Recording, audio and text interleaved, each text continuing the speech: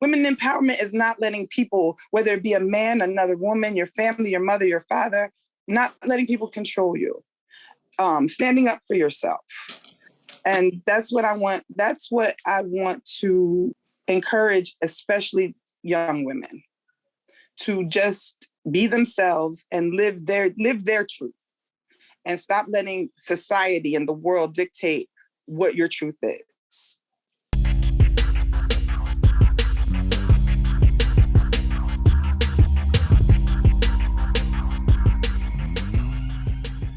Welcome all our listeners, all our entrepreneurs, and all our members. And today we have another fine episode. This is your host. This is Sosa, and this is my man IJUST, as always. And today we have another special guest. This is our final guest of the year. So without further ado, Miss Christine Mayo. Hey guys. Welcome. Yes. We want to thank you for being a guest on the podcast. We always start off with the live question, the very simple. Tell us a little bit about yourself. Well, my name, like you said, is Christine Mayo. I am the inspiration for the book Through Blind Eyes. Through Blind Eyes is a book based on my marriage.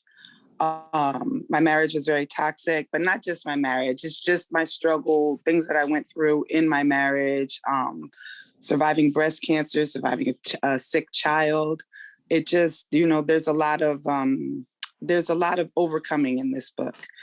So I'm very proud of that. Like I said, I'm also a breast cancer survivor. Back in 2016, I was diagnosed with breast cancer, and I am proud to say that I'm cancer-free as of today. Yes. Congratulations. Yes. Congratulations. That's dope, no doubt. Congratulations. People don't realize what an accomplishment that is, because there's so many women that's losing their lives to this disease, and it's really something to be grateful for. Back in 2019, I decided to tell my story after I finished chemo, because I felt that's what God was telling me to do. My dream, Cuba tells you that I'm a dreamer. My dream is to open up community centers in low-income areas, which happen to be predominantly Black. I hope to leave this world better than I found it. And by doing so, that's what prompted me to write the book.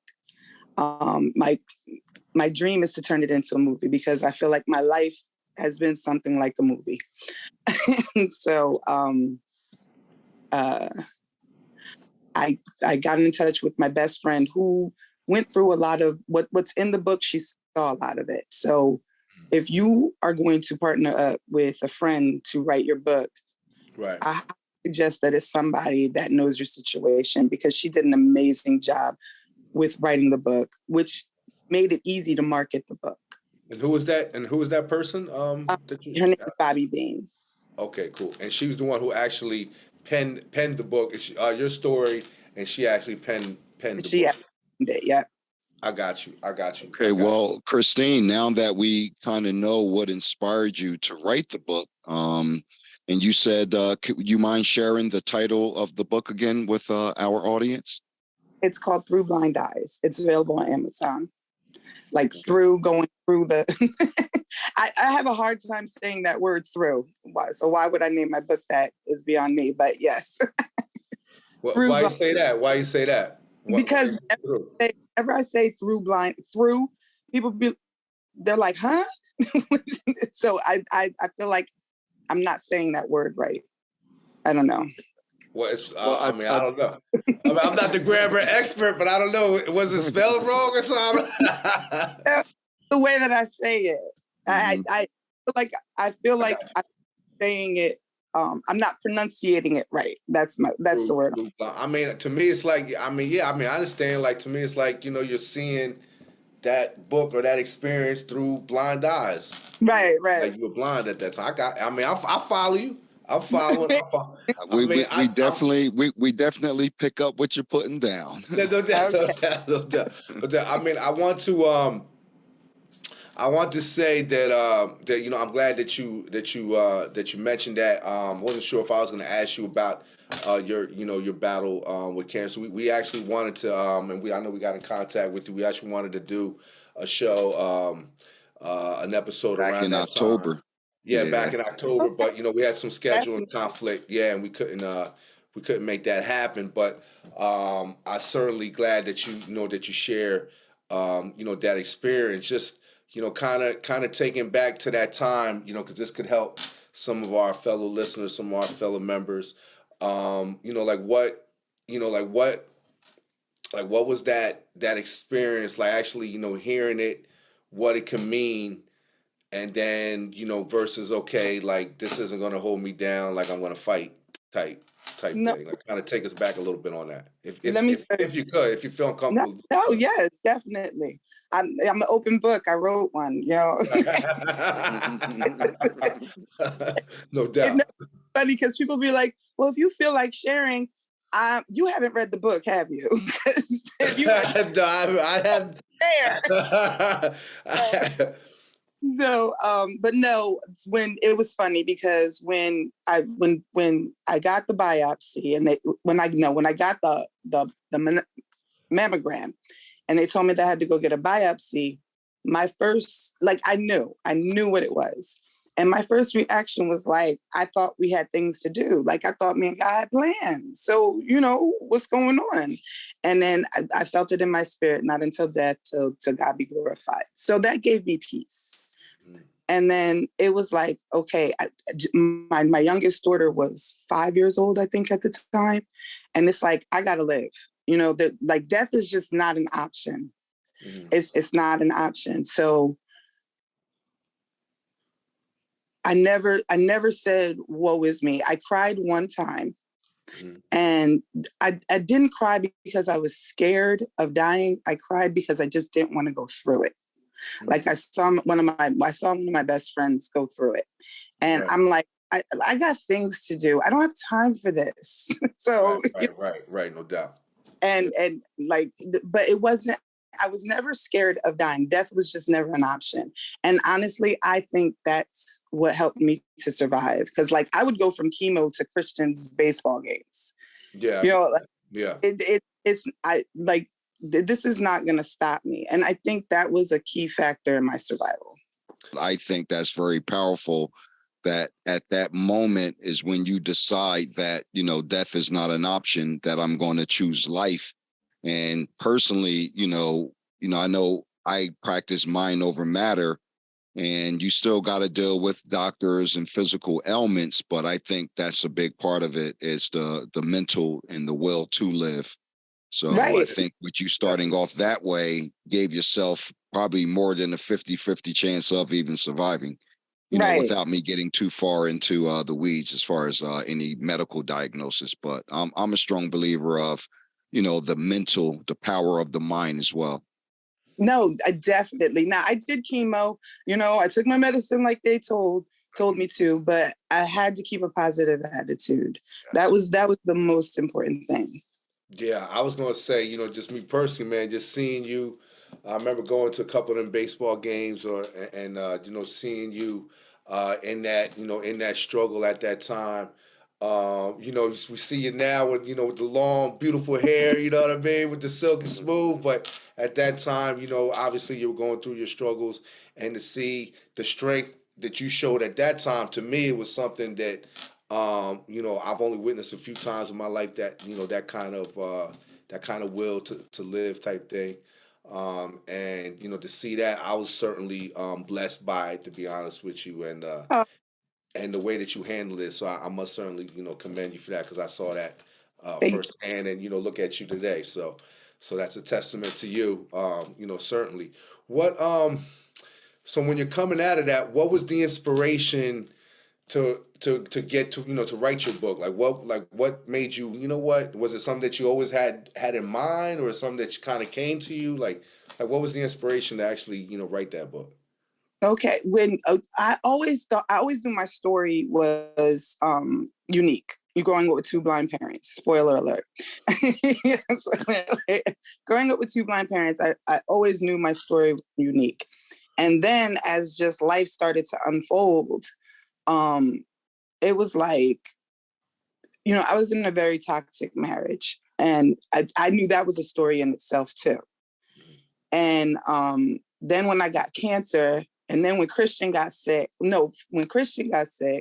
then I got cancer, it's just like, I knew I had a story that was very interesting. Mm-hmm. And then I said, I want community centers. That is what I want my legacy to be, helping people. So it's, all right, I have a unique story. Movies make money. I want to build community centers. Those were like all the pieces to the puzzle, like Christine's. And then now I'm giving God an opportunity to show himself strong, to do something, because Cuba, if I make a movie, that wasn't nothing but God.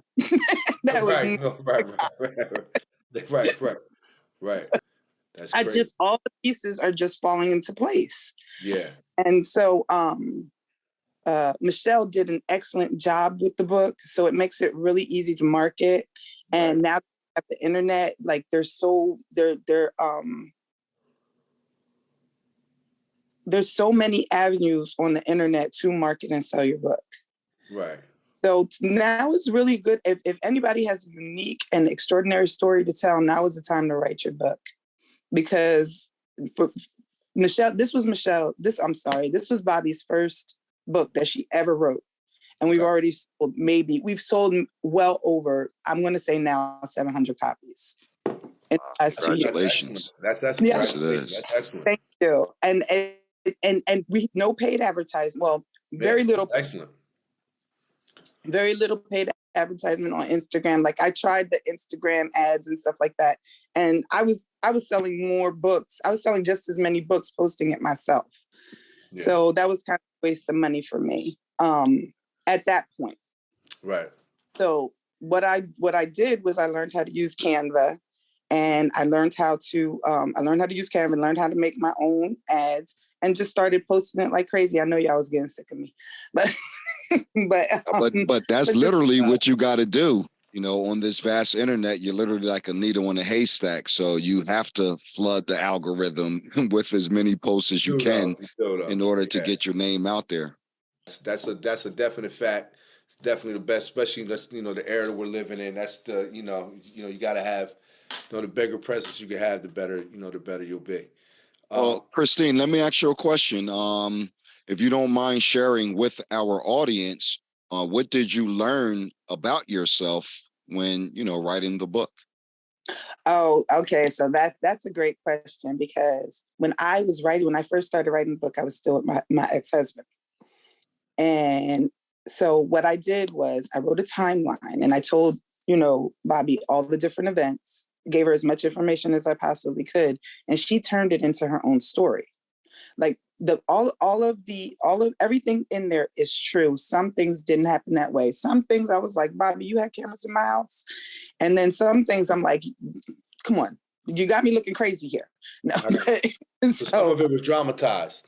Yeah, like one or two stories. Like the story was great, but she, put her little twist on it. Put some soup on it. Yes, exactly. Put some soup on it. I'm reading it as if it's somebody else's story. And I'm like, Christine, you're not this stupid. Like, you're really not this dumb. Like, why are you dealing with all the BS that you're dealing with?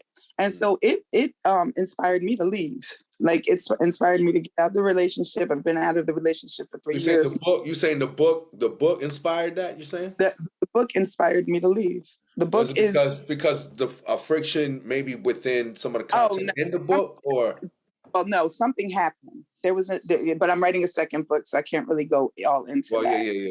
Yeah. But gotta save happened. The good story for the second book. Right. We gotta make you want to buy it. That's right. There you go. So something happened. And as I'm writing the book, because for a minute, our relationship wasn't perfect, but it was good. It was, I'm like, okay, I can do this. And then we had there was an altercation, and I was like, enough. That's it. Can't do it. And it mainly because of the book, because that's not going to be my story forever. Mm-hmm. Like it was my story long enough. It's not going to be my story forever. And at that point, I felt like this is something that I'm going to deal with forever. So I got to go. Time to go. It was nice knowing. Thank you for the kids. I mean, like what's kind of blowing my mind a little bit. So, all right, so just backtrack, because you said this, right, and we can't gloss over this. You grew up with blind parents. Right. So growing up with blind parents, right, first of all, how is that, like kind of mold you kind of as a kid? And then you get older, now you're in a relationship, now you're a mother, things of that nature. Now you have, cancer. Like how, all these things, like did anything maybe from having blind parents, did that like kind of help you later, or what how does that all that make, and do you feel shaped who you are today? Oh, blind parents definitely shaped who I am today. I'm a caregiver. I like to take care of people. I guess that's why I want to build community centers. Right. And it stems from taking care of your parents, because I don't ever remember a time that I didn't have to help my parents out, do something for them, guide them. I'm 9 years old, guiding them down the street, looking out for my parents, reading mail, just constantly taking care of my parents. And that is embedded in me, to take care of people. Yeah. And I also believe that that's what kept me in my relationship as long as it did, because I was going to fix him. I was going to take care of him. I was going to heal him, and I'm going to heal him by taking care of him. Right. And when I realized that that's not possible, it's not going to happen, that's when I was like, okay, this is going to come to an end. This has to come to an end. You having cancer motivated you to write the book, and then you said writing the book motivated you to leave a toxic relationship. Right. And as you said earlier about the will to live, even at that point, that's just so inspiring for other people to even know that although what some may deem to be a tragedy can also motivate you. And if you see that what they call the silver lining in that cloud can motivate you to go on and do things that ordinarily you may have not had the strength to do without going through the trials and tribulations, or, what some may look at, as far as cancer goes. So, wow, that's certainly amazing. And there's another because you just sparked another memory. Before I got cancer, like I said, I was in an extremely toxic relationship. I was unemployed, and I had never, I worked since I was 14 years old, and I had never been unemployed this long, or had a hard time finding a job. Right. That was just never my story. I always had a job. I always, had my own. But before I got cancer, I was in a deep, deep depression, which a lot of people did not know. I did not want to be here. I didn't. Mm-hmm. My life, it just wasn't going the way that I wanted to. I was here for my children. Because I lost a friend to suicide, so I could never do that to my kids. But I did not want to be here. I got cancer. I was like, hold up, wait a minute. I changed my mind. Maybe I do. Maybe I do want to be here, because I'm not ready to die right now. I was just playing. I was just playing. I didn't think things could get any worse, and obviously they can. So I'm going to be happy for what I got. Yeah, no doubt. That's awesome. That's what a wonderful attitude that you have. Right. That's dope. That's so infectious, I think. Yeah, no, I hope so. Just that's realizing so that, sometimes when we think that things are not going bad for us, it can get worse. And then, that can be the spark of your trajectory moving forward. So, I think that's amazing. also too, I was thinking like, I didn't know that. Like sometimes, people suffer in silence and we really don't know, like what's actually going on. We think it's, oh yeah, same person, boom, boom, boom. But, we don't know they could be going through something. And, so I was real pointed, what you said too. Like, you said, no, people didn't know about this. And I think a lot of times, that's something, certainly in all our communities that, it's like kind of like not really spoken about, kind of taboo type No, of thing. because, people look at you like you're crazy. Like, what is she so upset about? Yeah. Girl, if you knew what was happening when I closed the store, or if you knew, like you think because people walk around with a smile on their face that they're happy. No, some people are really, really good actors and actresses. That's shoot, sometimes I'm guilty of that because I think about me being an entrepreneur and a business owner, and you may have something that goes on in your personal life, but when you get around your staff, you got to project a whole new energy. And, you still got to come in there with the smile on your face and, get to work and tell this person what they need to do. But meanwhile, as soon as you leave from there, you got tragedies that may be occurring within your own family. So, right. Most of us do walk around like that. It's just that how many of us are honest enough to admit that is the real thing, Right, because we live in a day and age, social media is the best thing that has happened to us, but it's also the worst thing that's happened to us. Right. Because it gives you this facade that people are it's fake world. It is. You'll sit here and think that this girl got it going on. She's in the Bahamas this weekend, in Tahiti next weekend. But little do you know, she's probably very miserable with her life, and but she's giving you this this energy. She's giving you this facade that everything is great. Yeah, and it makes you look like, well, dag, why isn't my life that? And one of the commandments, thou shalt not covet. So it is very, very hard for me not to covet on social media. Yeah. It's very hard. Yeah, that's true. That's true. I think so. So the key, first of all, I just want to say thank you for sharing like all that you said. I definitely feel like when we have, we're definitely going to do a better job of planning next time. Definitely for like Cancer Awareness Month. Something for an issue, one of them podcasts that we have, would definitely like to invite you back and share more of the story. We wanted some, we want to kind of get into, because I know, we've been talking about the book. We know that you have a podcast. So, I'm going to keep, this more of a, this is more highlighting you and highlighting things. But we definitely want you to, come back and even go deeper in this story, because what you said now is amazing. And I'm sure somebody who's listening or tunes into the YouTube channel, whatever, has been blessed or is going to be blessed, by hearing your story. Now, so go ahead. I'm sorry. October is Domestic Violence and Breast Cancer Awareness Month, and I cover both of those. Okay, well, boom. And I didn't know that, so boom, there you go. I didn't know that. Crazy, right? Now you know. One on the list. Now you know.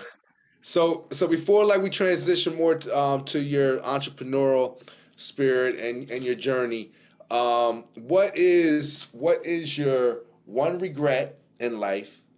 Your greatest experience, or your greatest experience in life, or the greatest thing you love in life, and thirdly, what is your hopes for your future?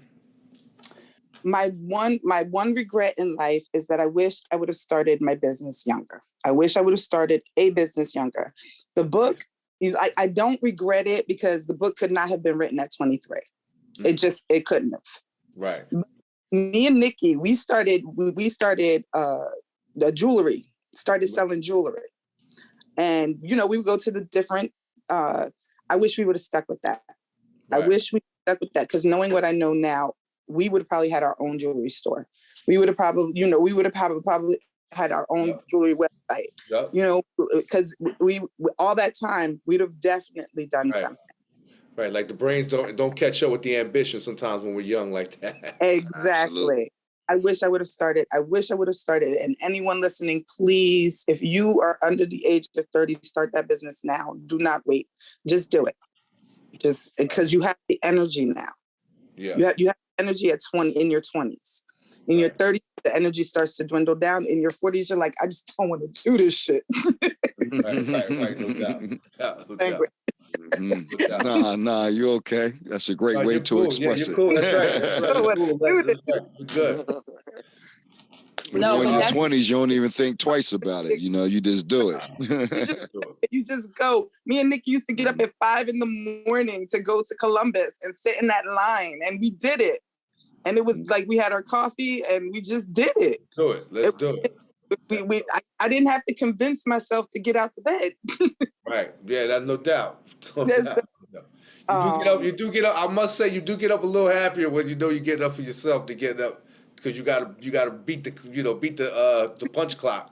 Exactly. Let me tell you. And when you're doing it for yourself, especially when you're younger, it's like if that's your only job and that's the only way you're going to eat, you're going to hustle hard. Yeah. You're going to you're going to go to all the vending events. You're going to network with people. You're going to, because you got to eat. Yeah. And when you're younger, you just have that energy to do it. That's a fact. Yeah, and in theory, when you're younger, time is on your side. In theory, none of us know our termination date, but in theory, time is on your side. You got the time to learn the do's and the don'ts, to make the mistakes without having so much on the line, especially like if you don't have any children. Let's say you're young, you're still living at home with your parents. Even if you went to college and right after college came back home and lived with your parents, you still got time on your side to start the business, to learn from your mistakes and, things along those lines. So I certainly share your sentiment. If you're young, start the business. It's almost like that saying, what do you have to lose at that point? Yeah. Exactly. Because you don't want to be 49 years old and filled with regret. Like, I don't like, I have regrets. I think we all have regrets, but I don't allow them to, they don't, what's the word that I'm looking for? Hinder me. Like, some people regret stuff and it depresses them and stuff like that. Right. Regret is my motivation. I got you. I want no more regrets. Yeah, some things could have changed, could have made me, I don't know, better. Some things could have made me worse, but I know everything that I went through made me who I am today. And it defines me who I am today, whether it was good things that I did some things that I wasn't and not too proud of. But I really am learning to not really regret those things because for better or worse, it defined me as who I am and being the person I am today. One question that people ask me about when they read the book, do you regret marrying him? No, I don't regret it at all. It made for a great book. So why would I regret it? But that's kind of sniper right there. Cold. I tell you, Christine has the best way of turning things around. What some people would say is a negative into a positive. Like everything with her is like, if you want to make that a negative, boom, she hit you right back with, here's the flip side to that coin. A movie, I get my podcast turns into a talk show. Like all of this stuff comes because I don't suggest you marry a toxic man. The first time I tell young girls all the time, the first time a man puts his hands on you, run. That man do not love you. He just wants to control you. But you can't cry over spilled milk. That's one of my favorite sayings to my kids. You can't cry over spilled milk. You just got to clean it up and keep it moving. No doubt. What's your greatest experience? With my greatest experience in life, being a mom, a sports mom. Being a sports mom. Dope. I like that. I like that. I like that. That's dope. Being a sports mom. I like that. Because she got some athletes. She got some athletes. Right. That's dope. She had a lot to cheer about. Basketball team. And we only had one practice. And let me tell you, it was the best in I never knew coaching could be so much fun. Yeah. Well, how can the members of the Entrepreneur Chamber, our viewers on YouTube, Christine, how can they get a copy of the book? It's on Amazon. It's Amazon.com author /author /Bobby Bean. You can order it on Amazon right now. That's the best way to get it, because we're trying to drive up our numbers on Amazon, because apparently if you could get to be bestseller, you have a better chance of making a movie, or, you know, a Lifetime movie at the very least. Not that Lifetime's the very least, but, you know, I would like a big deal from Netflix. Okay. You know, Yes. if you're going to dream, a big deal from Netflix for Christine Mayo. So Netflix, if you listening, come on, call her, email her, that story pop, and drop that bag off. No doubt. No doubt. No doubt. So that's the best way to purchase the book. You're also in the podcast space. What's the name of your podcast? The name of the podcast is 2/3 Podcast. I launched it back in 2020 because, you know, we were home, and it's like, why not? And so, but I found podcasting is very hard. It's not, especially when you're doing it by yourself. If I'm going to put a product out there, it's got to be nice. It's like legit. Like, it's got to be great. Like, I'm not going to waste my time on something that I'm not satisfied with. Mm-hmm. And I wasn't satisfied with my content. And I felt, okay, I'm going to be completely honest. Don't tell nobody. My podcast is to empower women, and I did not feel empowered at the time. I felt like I got you. I can't. Hard to empower somebody when you're not feeling empowered yourself. You're not feeling empowered. Right. And I couldn't fake it. And I felt like I was faking it. And, you know, this one marketing director told me, and fake it till you make it. And I really feel like that was great advice, because, you know, some people won't go forward. Some people won't go forward because they don't feel, you know, they don't feel like they're qualified. Yeah. But I feel like when it comes to podcasting, you shouldn't fake it. Right. You know, because I feel like people can tell, they can hear it. You know what I mean? And I feel like women empowerment is so important that it has to be authentic. It has to be real. I have to believe what I'm saying. Yeah. Well, let me ask you a question. And this is kind of off the cuff here.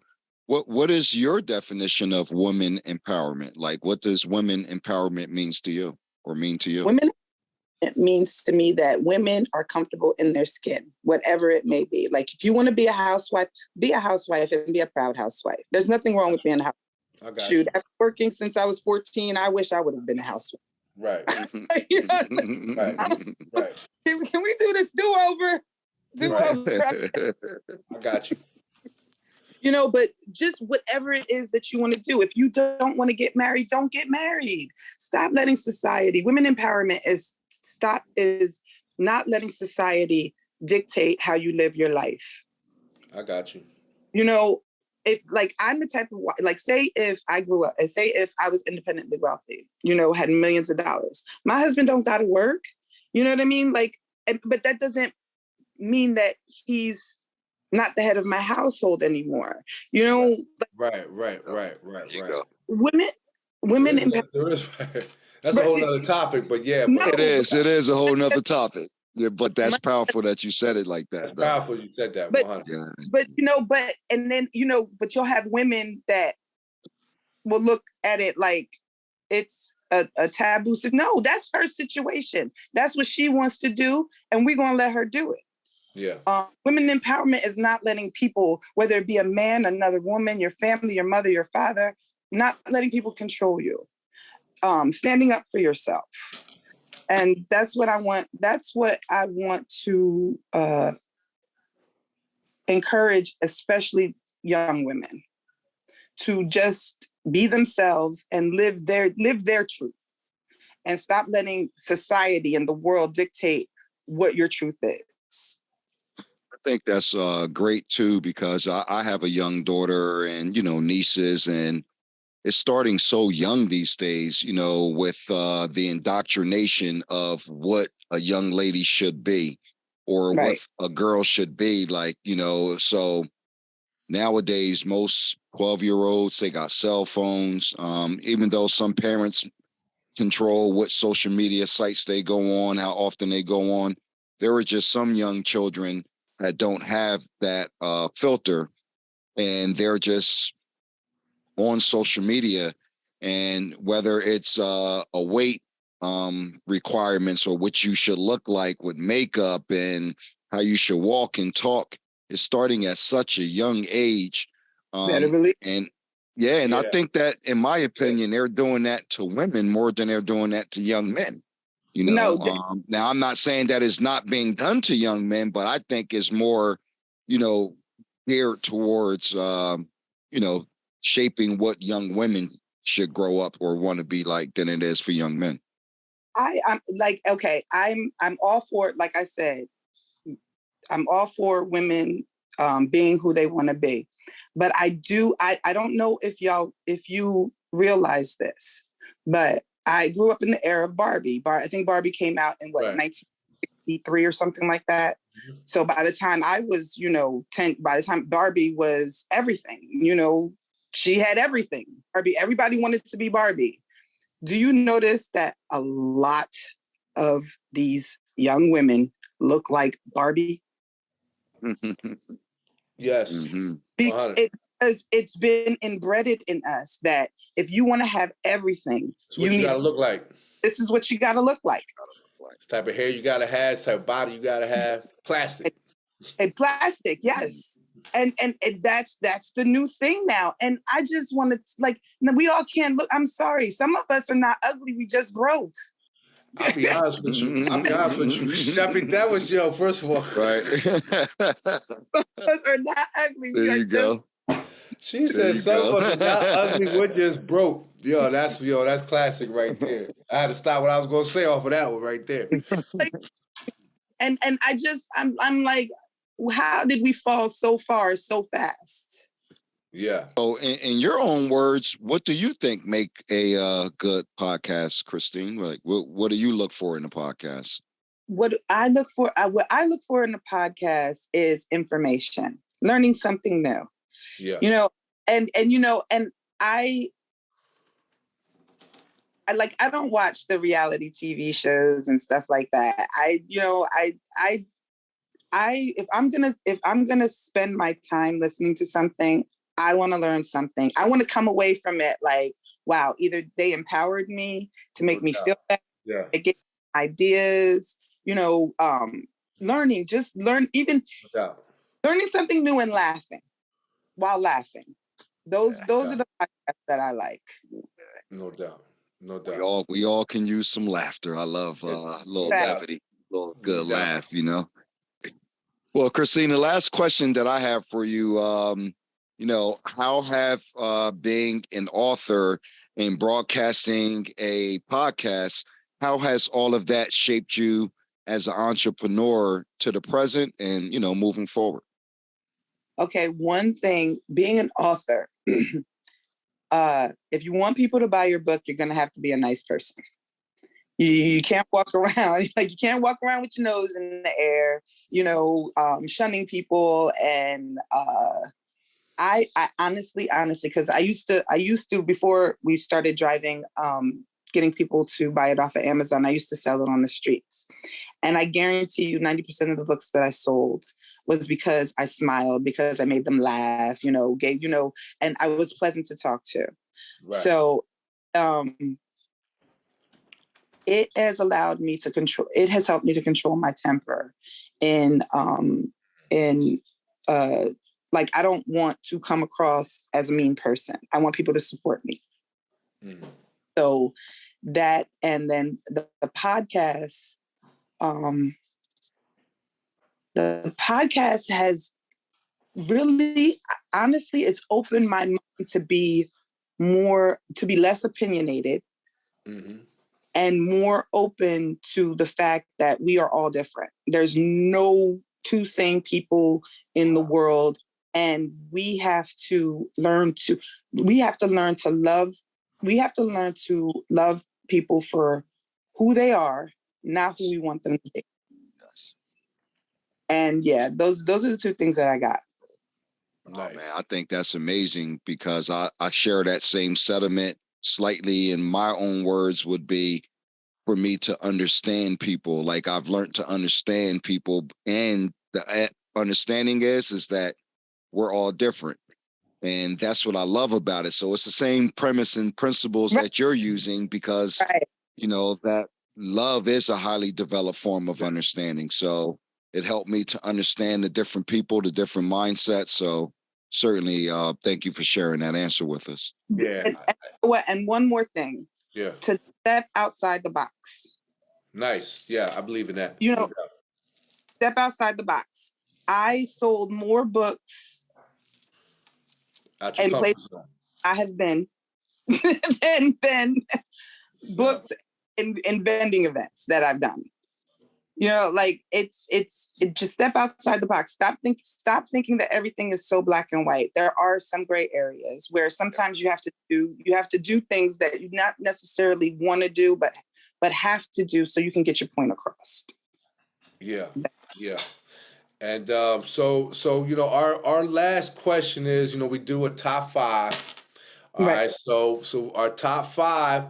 We usually let the guests pick the category, but you know, it could be MCs, it could be hip hop, it could be country music, whatever. It could be travel destinations, movies, whatever. You pick the top 5 and then give us the top 5 in your category. Top 5 travel destinations, because if I don't get out this country sometime soon, somebody gonna get top 5 travel destinations. So is this place you've been, or is this bucket list? Just bucket list. Bucket list. All right. Let's top go. 5. This is a new one. Top 5. The top 5 bucket list. Right. We never had this one. List. That's right. We never had this one. Let's go. That's right. Okay. So 5 is Hawaii. 4 is Turks and Caicos. Nice. 3 is Europe. All of Europe. We're just gonna bunch it all into that. Yeah.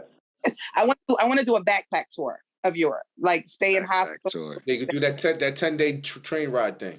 Yes, something like that. I don't, like not the fancy, I want to see like the real Europe, like the real art and the real museums and stuff. Like I want to do real artifacts. 2, oh my gosh, Greece. I gotta go to Greece. I love Greece. That's definitely on my bucket list. Greece. And the number 1, Fiji. If I don't get Fiji Island, bring back some Fiji water. Okay, Jimmy Superfly Snook over here. Okay, get some of that Fiji water. Exactly. Bathe in the lake of Fiji. You know what I'm saying? Who would you take to the Fiji Islands? Who would you take to the Fiji Islands? Who would you take to the Fiji Islands? My next husband. There you have it.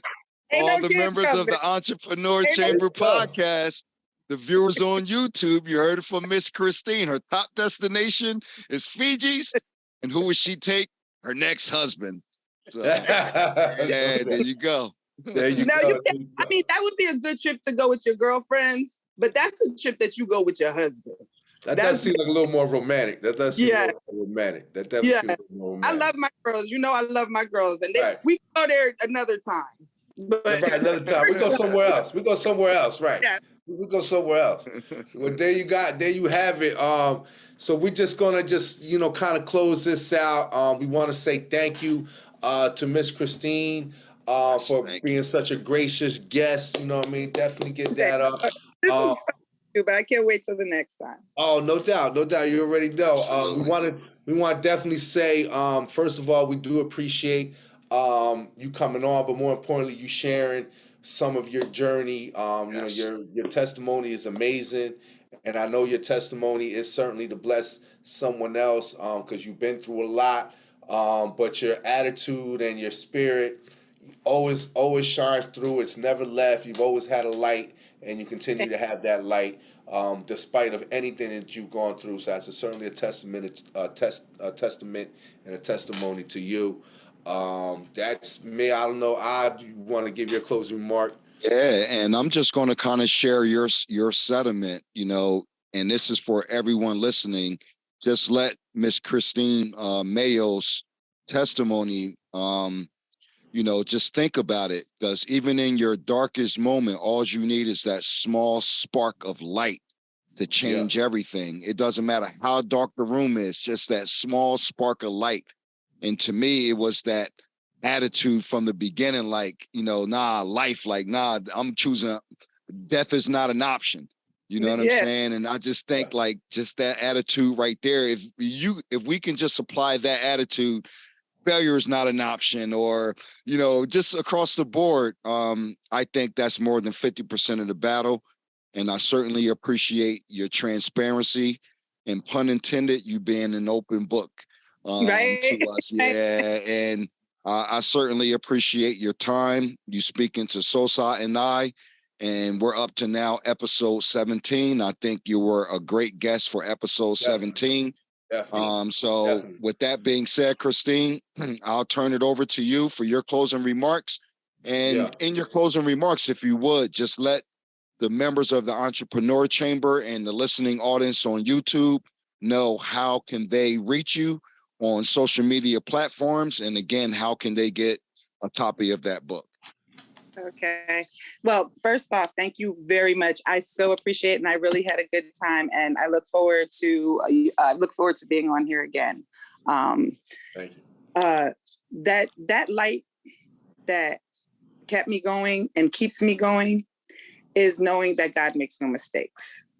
He makes no mistakes. I am exactly where I'm supposed to be. I went through exactly what I'm supposed to go through. I'm going to be, and he doesn't allow us to go through anything that's not going to benefit him. So if everything that I went through is benefiting him, then I could be a little bit not happy, because that's a good word, but positive. Nice. That's good. That's dope. So I give all glory to God for giving me the strength to go through this and keeping me as I was going through it. I'm on Instagram, Christine Mayo, 2/3 Podcast. I am on TikTok, Christine Mayo 2/3, and that's 23 RD0. And I'm trying to be like more on TikTok. Like, I think I'm addicted to TikTok. So if y'all could bear right. I see like 3 videos with the same shirt back to back, because I keep finding good things to do. But I think I'm a little addicted to TikTok. I'm also on Snapchat, Christine Mayo 2/3. Facebook, I'm almost at 5,000. So if you're a female and you want to follow me on Facebook, it's Christine Mayo on Facebook. But I'm only accepting friend requests from women now, because I gotta get my females in there too, so I can encourage them, because I like to be very encouraging on Facebook. Nice. And then the book you can get at Amazon. It's amazon.com/author/Bobby Bean. And that's on my social media. Cool, and hopefully I'll be on YouTube pretty soon, but we're not on YouTube just yet. Right. And the podcast, you said in January you're looking to launch. The podcast, we launched the podcast in January. Thank you. 2/3 Podcast. 2/3 Podcast. All right, cool. Well, listen, there you have it. All our members, all our listeners, all our fellow entrepreneurs, all our constituents, there you have it. I hope you've been blessed by this episode, because I know we certainly have. As always, we'd like to thank you. We'd like to thank our guest, Christine Mayo. You have all her contact information. My brother IJUST, myself Sosa. As always, we always like to say, continue to help empower us so we can help empower you. Peace all, and be victorious.